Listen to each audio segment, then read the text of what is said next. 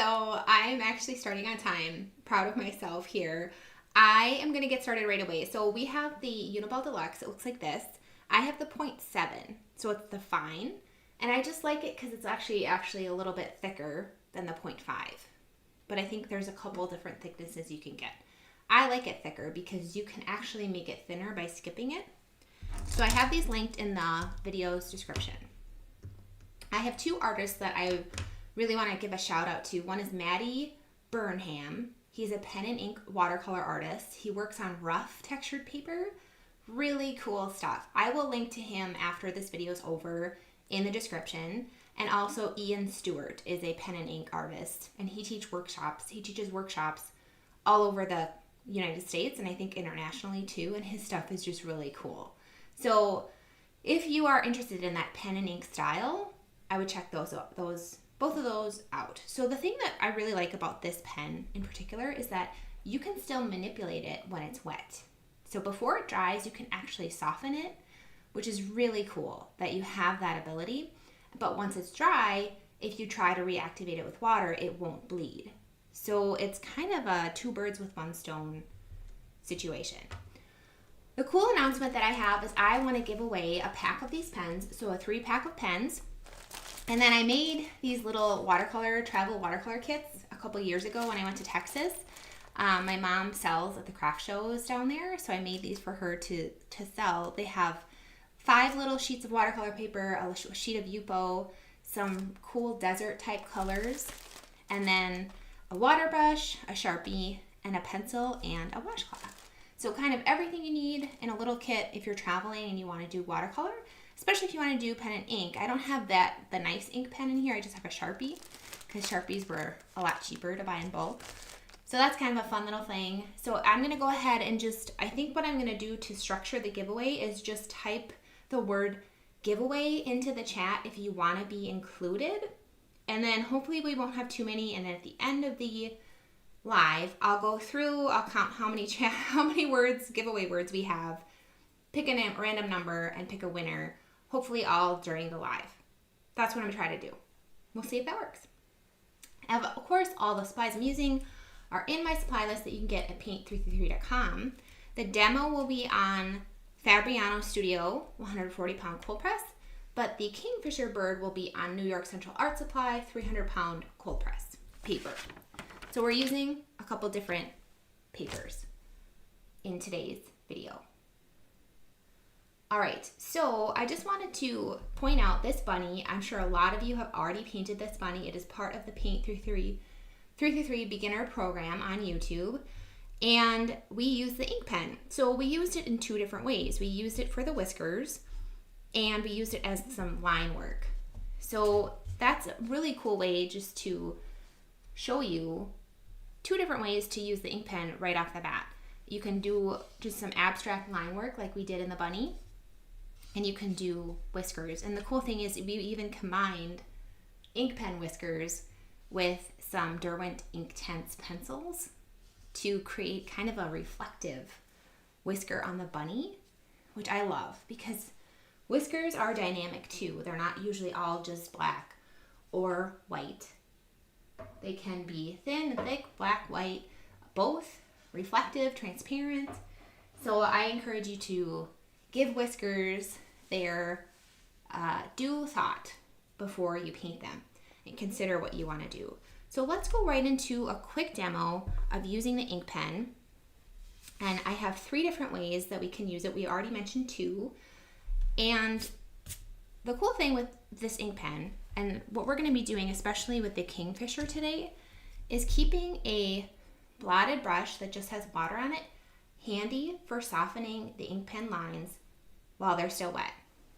So of course you can just do whiskers like this. And I'm pressing hard and then kind of lightening my pressure as I go out, and I'm automatically getting this thick to thin line that looks really nice. And of course you can kind of soften where the whiskers meet the face, which I always like. And if you also let the pen skip by using the side of the pen, kind of letting it skip across the texture of the paper, you can go in and soften and kind of connect those skipped lines to create a lighter whisker, which is really cool because oftentimes I'll have dark whiskers on the dark side of my paintings and lighter whiskers on the light side. So you can kind of see how the pen skipped, and then we used our water to extend the whisker by kind of connecting those skipped lines. And I thought that was really cool. I don't really have to demo too much line work.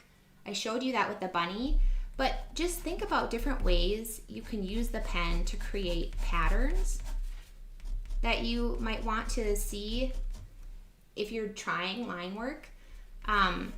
You know that I like to do kind of visible brush strokes in some parts of my paintings too, to create that kind of abstract element of interest in a portrait.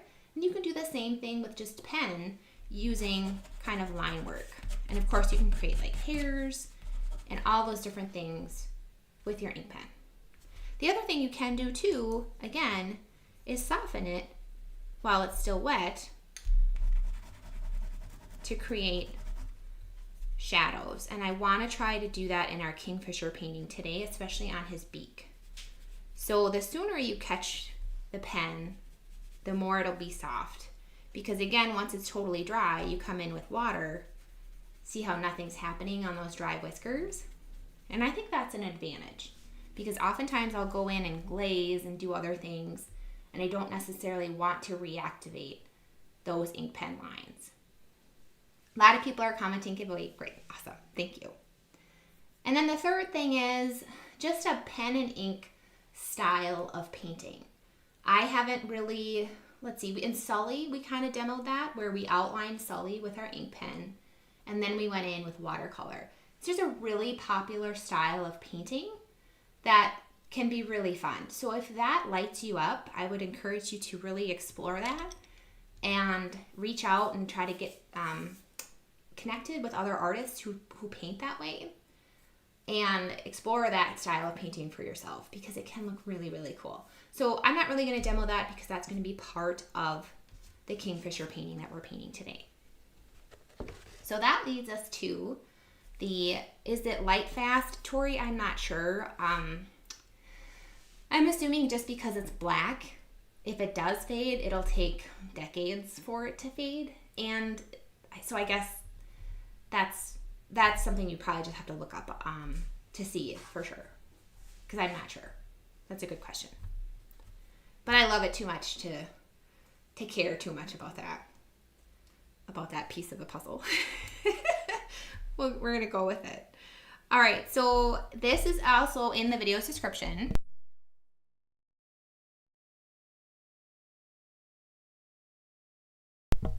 And I've started to fill it out already because I wanted to have a plan to make this go a little bit faster.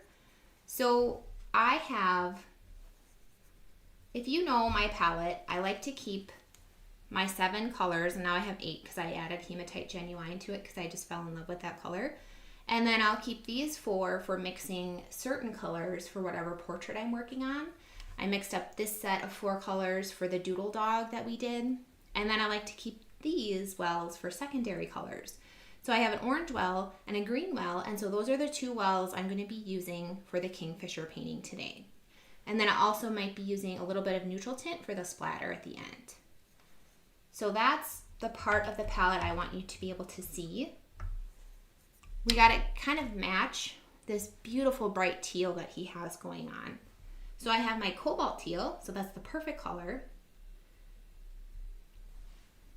And even that by itself is pretty spot on to the color of his feathers, of his teal feathers. But you can go in, we could go in, brighten it up with some yellow, and we could darken it too with some ultramarine to create like that perfect Kingfisher teal. And I like that. I like how that's kind of a little bit variegated. So that's the plan for the teal. And I should keep my brushes. So maybe I'll have this be my teal brush. And then this one I'll do for my orange. And then I'll have this brush, my blue brush, for water, because we're gonna need a blotted wet brush with water only to soften our ink pen. And then our orange is our azo yellow and our opera pink. And that creates just a beautiful, vibrant orange color. And of course you can lean into the pink or you can lean into the yellow. And he of course has even those variegations within his feathers of like more orange at the top and more yellow at the bottom. So that's our plan for colors. It should be pretty simple. I try to keep it more simple when we're doing pen and ink to let the ink shine a little bit more and not saturate it with too much painting. We're gonna see. All right, so thank you, Cheryl. I'm so glad you're here, that you're new. This is awesome. So we have 5 steps to this painting, and we're gonna start with our ink outline. So I'm planning to outline the whole thing in ink, and I have my drawing, so the tracing and the reference photo are in the video's description. While we're tracing this out within ink, kind of over our tracing, painting it or drawing in those ink outlines, we're gonna have our wet brush handy to soften some areas and kind of create some shadows. So we need our blotted brush and our ink pen. Step 2, I'm just gonna look at the eye and do some ultramarine for the eye. So I have my ultramarine color there. Then we're gonna paint all the teal that we see. I'm gonna probably employ some scraping and some pulling color to get some feather texture with my palette knife. At the top, there's a lot of dots, like lighter, beautiful, light teal dots at the top on his head. So I'm thinking I'm gonna do water splatter for like a water resist technique. And then for the wing dots, I want to lift those out after they're dry. So that's my plan for the teal. And then the orange, we're gonna do that next. And I think it would be cool if we allowed it to bleed together in certain areas. Sometimes that just happens naturally without my intervention. So we're gonna see. We're gonna see if I need to intervene or not. And then finally, we're gonna finish with black, neutral tint black splatter. The thing with pen and ink is it looks really cool when you employ splatter, black splatter especially, because it almost looks like you're using a traditional fountain pen that's kind of splattering as you use it, because this is not like a calligraphy nib pen with a bottle of ink. We're cheating. We're going really to the easy piece of it. And then the thing I want to remind myself, so with steps 3 and 4 with the teal and the orange, is I want to try to concentrate the color towards the head. We did that with Sully too, where we didn't really paint his feet. So we'll see. Always, it's a good idea just to have a plan so you know what you're doing, but it doesn't always mean that's what's going to happen. So that's what we got. So I can put my brushes down, pick up my ink pen. I hope you've had a chance to try this ink pen on the bunny or in other paintings. I'm going to start with the eye, just because the eye is really important, and I want to make sure I have my blotted brush handy too. So I'm just outlining the eye at first. I'm not going to fill it in with the ink pen. I think I want to fill it in with ultramarine. I think that would look kind of cool.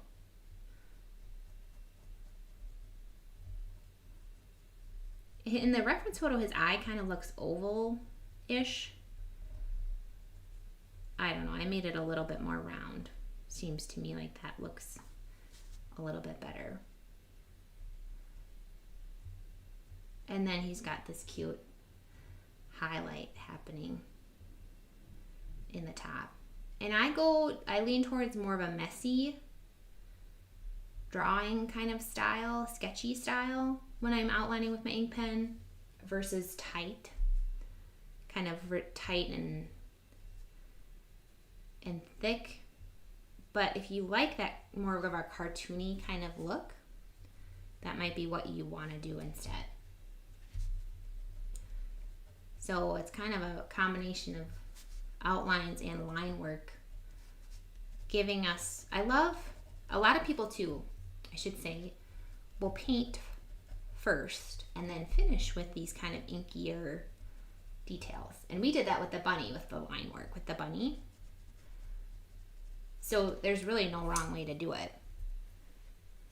But I'm choosing to give myself a little bit of a roadmap by creating the outlines first. It's kind of, I don't know, there's really no right or wrong way to do it. And look at that, it's even bleeding into a spot of water that's on there. That looks really cool. And then with the beak, I just want to keep in mind these pretty shapes. So I think actually what I might do is, because I like how that happened, I might actually paint with water a little bit on the beak and allow that color to bleed into it from the ink pen. Let's see if I can achieve that. It's harder to get the ink pen to do it on wet paper. It almost has to touch the wet without, you can't really draw on the wet paper. Luckily I have like a million of these, so I can just grab some more.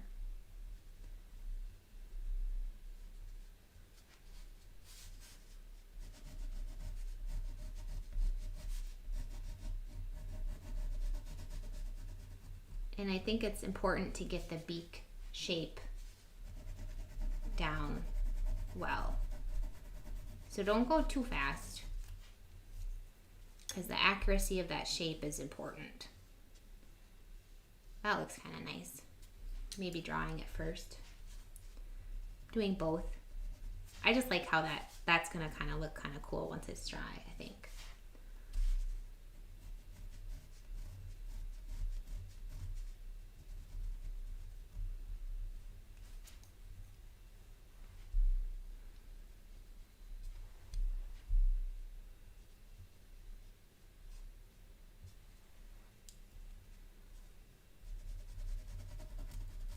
Yeah, I kind of wish it released the ink a little bit better on the wet paper, but we can come back and put more in there once it's dry.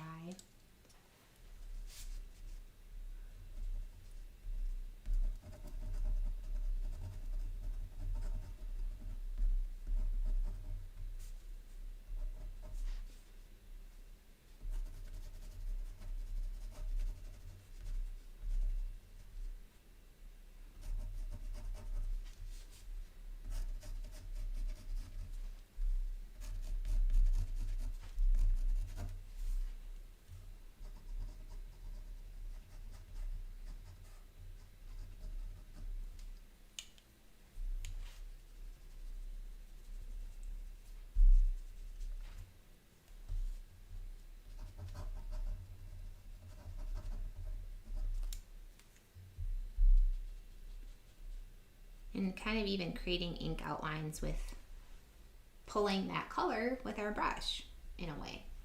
It's pretty neat. I did people portraits for a while in pen and ink, and that's really fun, especially men. It's harder to do women. I just need a little bit more practice, but it's kind of nice when they have like the facial hair and stuff that you can paint. It's just more texture and more to work with versus just trying to get skin tone and shadow. But you can always play with color and stuff, which is kind of neat. I like the combination of having this blurriness and then this more sharp lines happening. That's pretty cool. And variegating how you do what you're kind of doing in terms of the shape of the lines. I'm just thinking about the feather patterns that we're seeing. And then I'm trying to do these ones maybe a little bit faster. Sometimes when we go too slow, it looks tight. So it's kind of a balance of accuracy and looseness at the same time.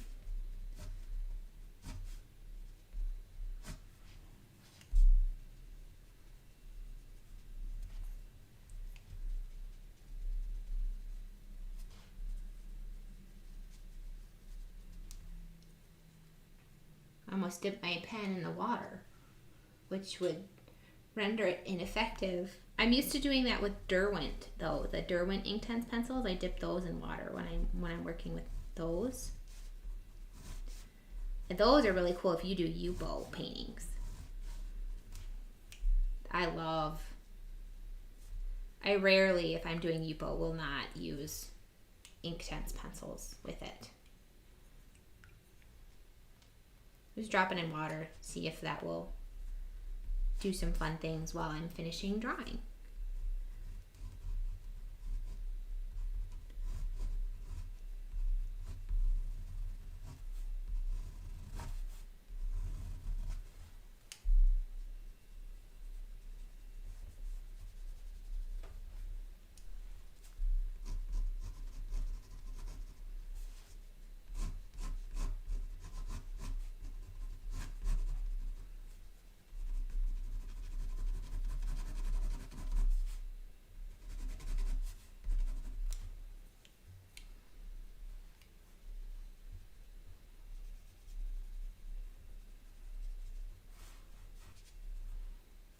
And then I was thinking for the feet to keep them unpainted. But we're gonna see. We're gonna see how that looks afterwards, after we're done. I love bird claws. They're so cute. They're so fun.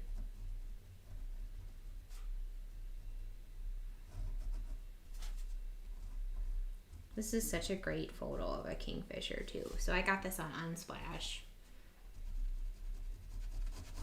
which always just has the coolest photos, for a lot of them for free too, that you can use.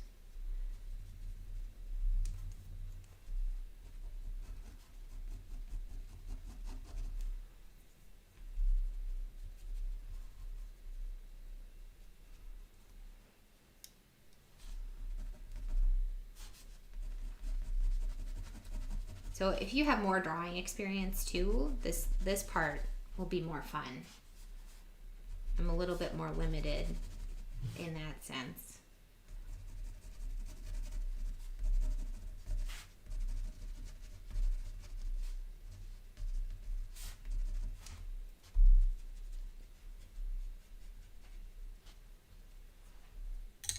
All right, that kind of looks cool for now. We're gonna see how it goes. Let's go ahead and do step number 2, which is the eye. So I'm gonna come in with my silver black velvet. Yes, yeah, so giveaways, it will be continental US only for the giveaway. Thank you for clearing that up.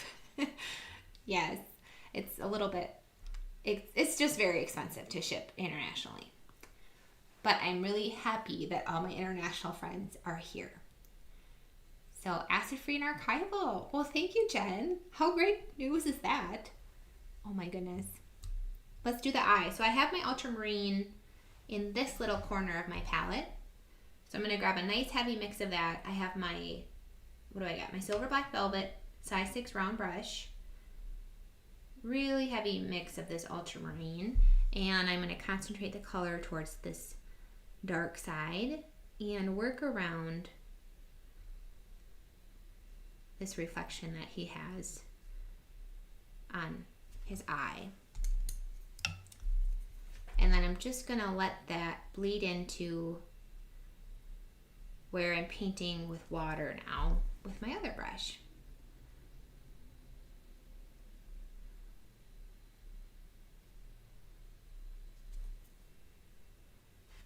And dropping in a little bit of water right there. And oh, it bled into that. That looks cool. Fun. The eye is done. Let's move on to the teal.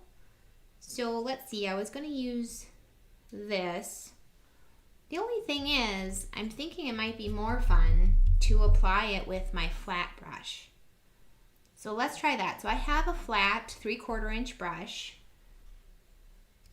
I'm going to go ahead and paint with water. So I'm kind of doing the 3-step process here. I'm just going to tint it so you can see where I'm painting. And I'm trying to get everywhere I see teal. And I'm also trying to, if I can, we're going to see if, well, I really tinted it right there. if I can get it to stay towards the top of his body and more on the head.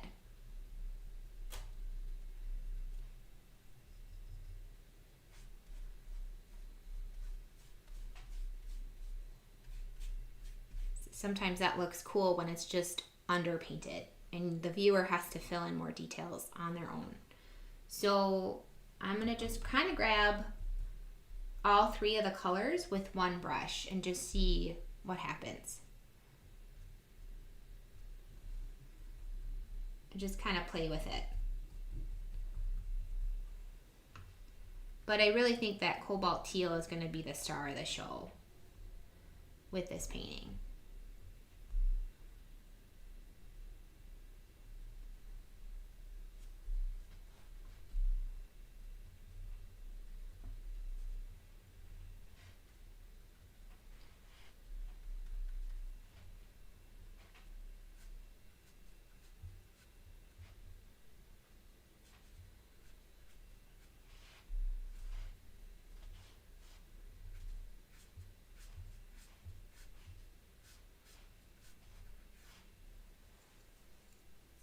I think I'd like to I'm just going to see, dropping in some water here, letting these blend a little bit.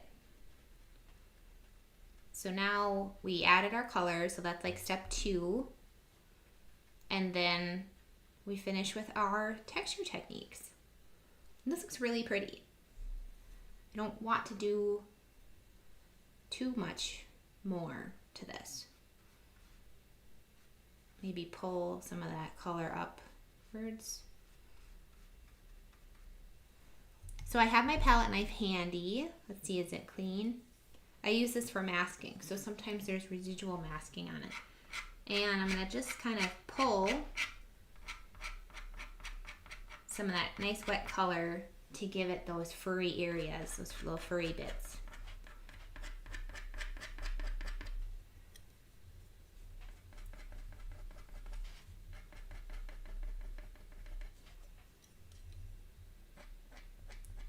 And that's the cool thing too, is just having this combination of these little details, but not putting those everywhere we actually see them in the reference photo.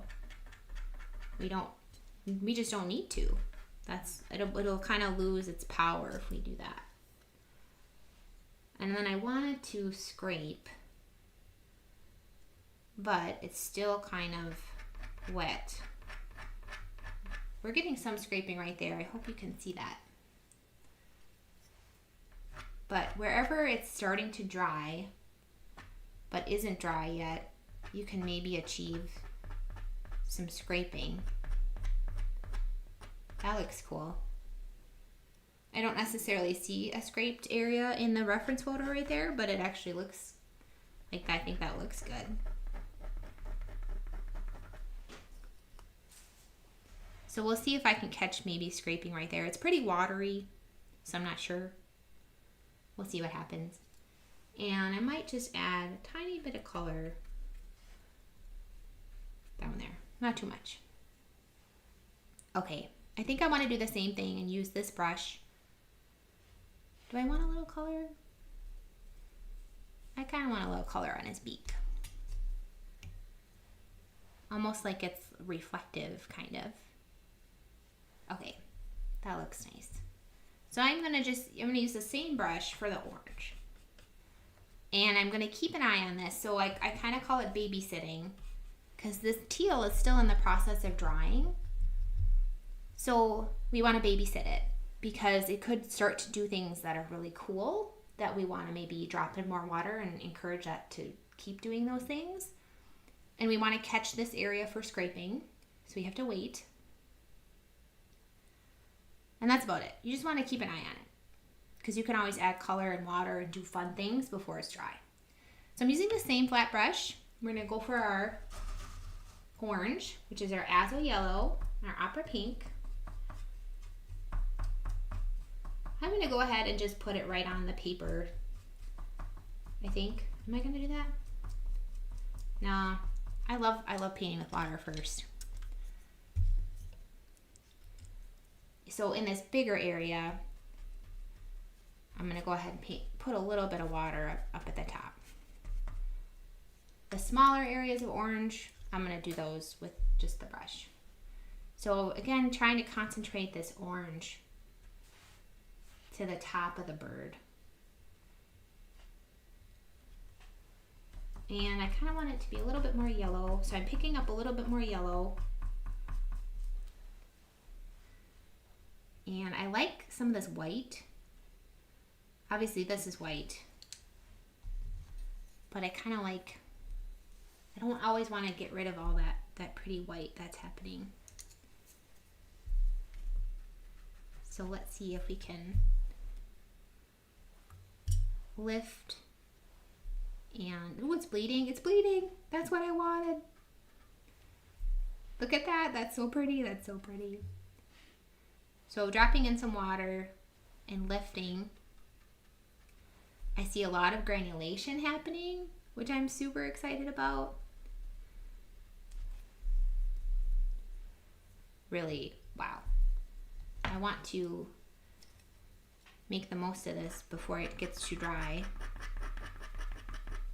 Scraping some of those feathery shapes.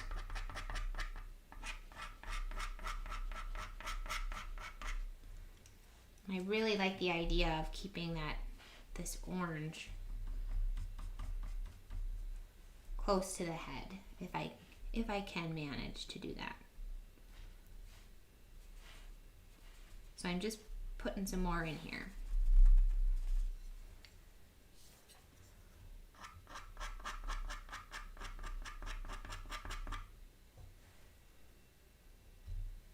How fun is that? So fun. So you can add orange to the feet. Obviously, I mean, you could put some yellow.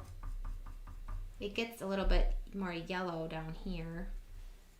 Could look nice to let that bleed a little bit down. Not too much. I don't want to go crazy.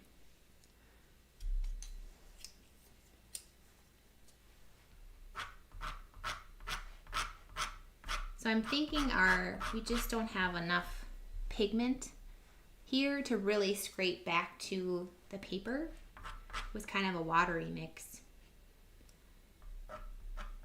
But scraping can still look really cool because the pigment will settle into the line that you scrape. So that can still look really cool.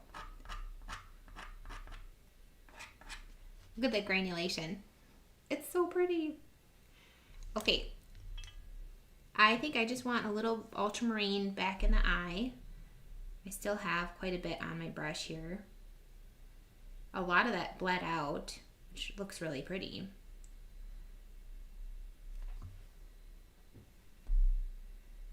Oh, wow, that's a lot. I just put a fresh dab of paint right there in my palette, so it picked up a lot right there. And I think too, I'd like to distinguish a little bit of value with the ultramarine. So if you see me squinting, it's because you can squint and lose the detail and just kind of see the value. I don't know, I could do this with neutral tint too. I'm a little nervous doing it with ultramarine.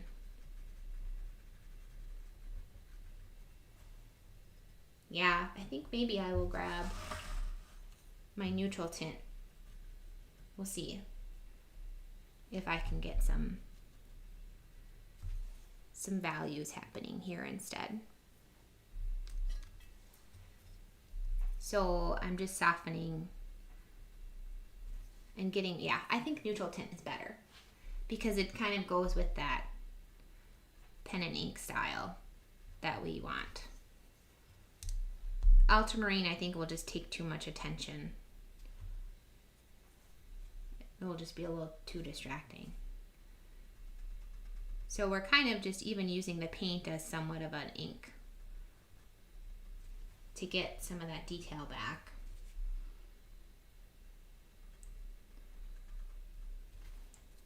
So I'm putting it on there and then also softening it with my blotted brush.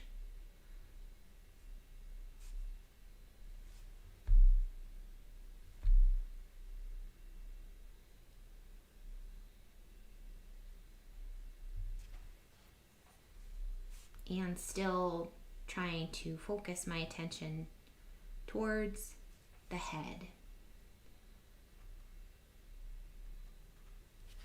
And the other cool thing too is I'm kind of almost using the organic shapes that popped up from painting and kind of outlining those with the neutral tint in a way. And that's another cool thing that you can do to make it more of that pen and inky style. It's pretty neat.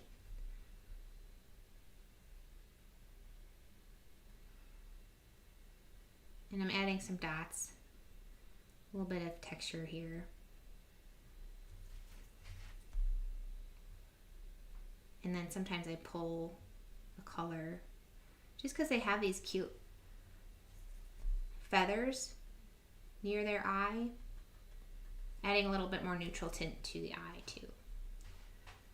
And we're going to see if we can come in and give the beak a little bit more love.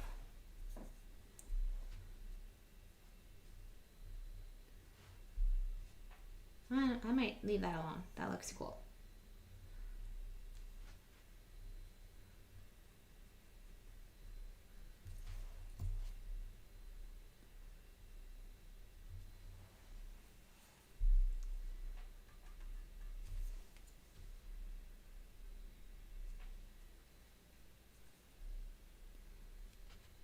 Okay, I like that. So I want to do step number 5, which is add some splatter. So I'm going to get a heavy mix of neutral tint on a nice wet brush.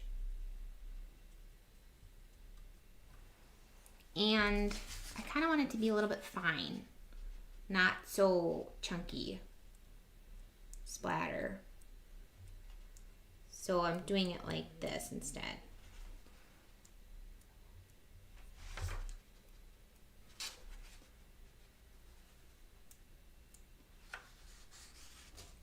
So you can play around with that. I think that adds a really cool texture to it, having a little bit of splatter.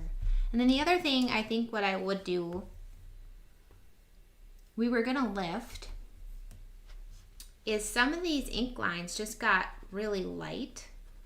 And I think they would look good having a little bit darker value.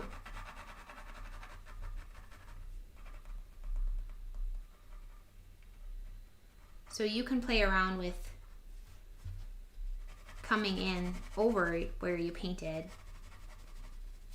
and giving it a little bit more shadow.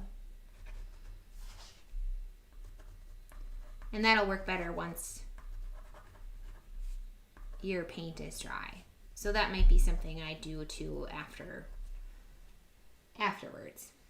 Keep playing around with it. But again, trying to kind of concentrate most of this line work and these values and this color towards where we want to focus, which is the head. And making the body more abstract. I love where they bled together and where they granulated. How pretty is that? So the other thing you could do, we didn't even do water resist, so, and I think it's too, let's see. Yeah, I think it's a little too dry to get those water. I was gonna try to get water. You could use salt too to get those lighter dots in the head. But the other thing you can do is lift. So he's got some pretty lines or dots in the wings. But you can come in, if we can, and lift out some shapes too, if you want to. And that looks really nice.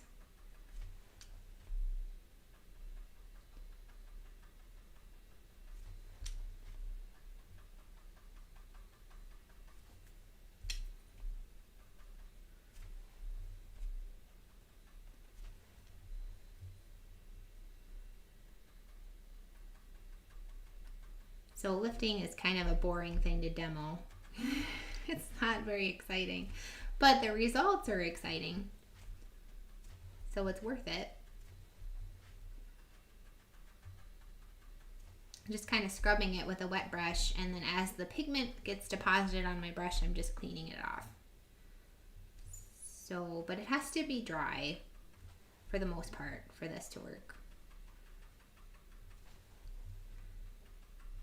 And you have to kind of lift in areas that have a lot of pigment. Because if you're lifting in a really watery area, you're not going to lift enough off for it to look different than the watery area.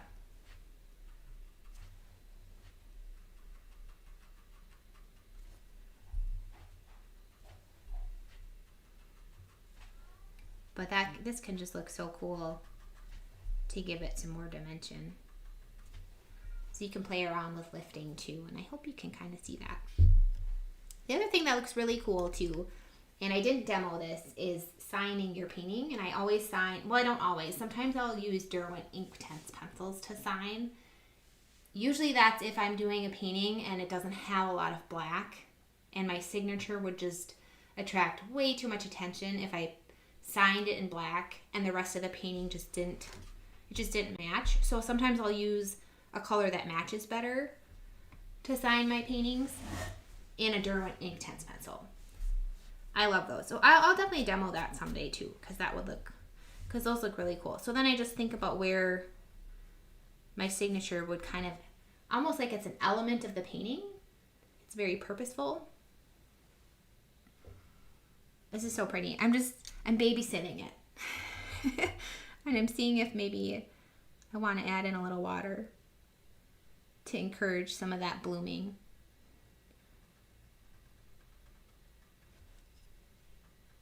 Just so it does even more up by the face. This is pretty, I like that. So, okay, signing it. I smudged some of my splatter, but we could maybe just dab that too. Anyway, where would it look good? I think, I don't know. This one's a little tough. There isn't a really clear signature spot. I think I like that it's just like the beak and white space over here. So I think I'm gonna sign it over here.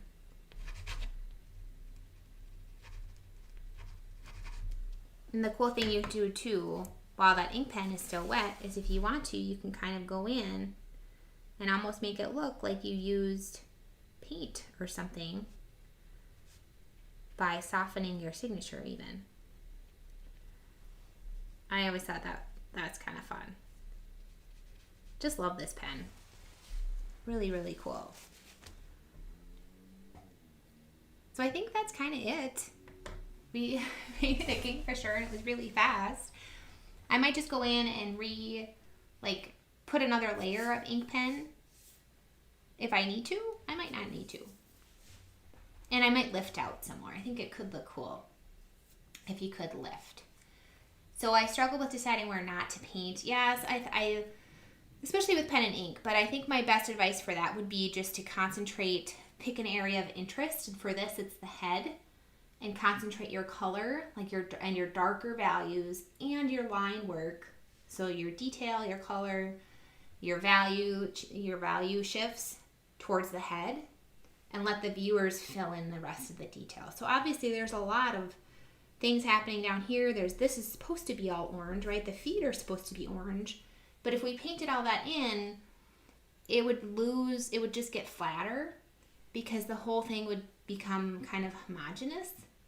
It would just lose that contrast piece that we really, really like. So that would be my advice. So I'm going to go through, I hope if you're painting, you keep painting. I want to count how many giveaways we have. So that one, so from Canada, I'm sorry, we won't be able to do that. That one, yeah, that's Canada too. So let's see, I have 1, 2, 3, and then Tori Anna 4, 5, 6, 7, 8, 9, 10, 11, 12. Okay, it looks to me like we only have 12 and we started the first one. So number 1 would be Susan, and then it would just keep going down to number 12. If I did that right, I hope. I'm gonna go ahead and do a Google random number generator here. I have to get back to my internet browser. So, and I have to get back to my keyboard. So I have my laptop under this like bin, this plastic bin, because it's so loud, but then it gets warm in there. So I have to keep like ice packs in there too. I don't know, what the heck. So let's see if we can actually show you this. There we go. So we're gonna go, max is 12. Click generate. We got number 9. So if number 1 was Susan in the chat, just want to make sure I get this right. So I'm going to count from Susan's first giveaway. So we have 1, 2, 3, 4, 5, 6, 7, 8 is, so it looks like number 9 is Teresa Barnes, if I did that right. So feel free to check my work. If I did it wrong, I'll give it to 2 of you guys. But go ahead, let's just say Teresa Barnes is the winner. Congratulations, Teresa. If you can email me, Teresa, your mailing address. So email aquilawatercolor@gmail.com. AQUILA watercolor. And I spell color COLOR. I don't have a U in there. @gmail.com. Yay, Teresa! Awesome, you got it.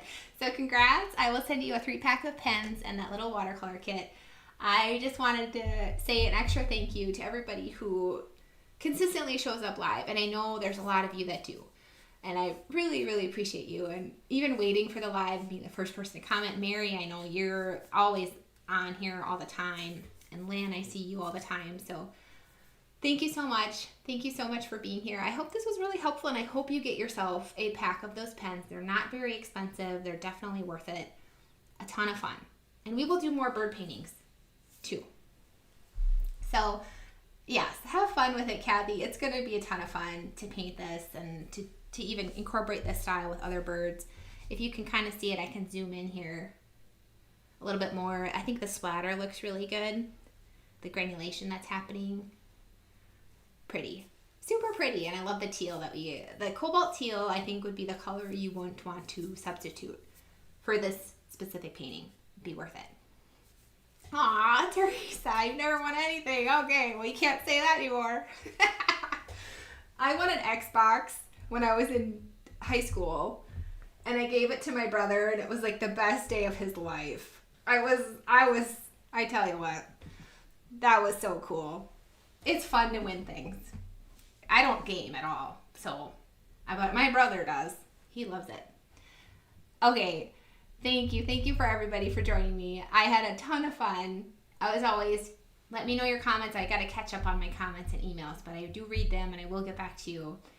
I've just been busy with commissions, which what a great problem to have. I will see you guys in the next video. On Thursday, we are painting a horse. How fun is that going to be? A lot of purple, too.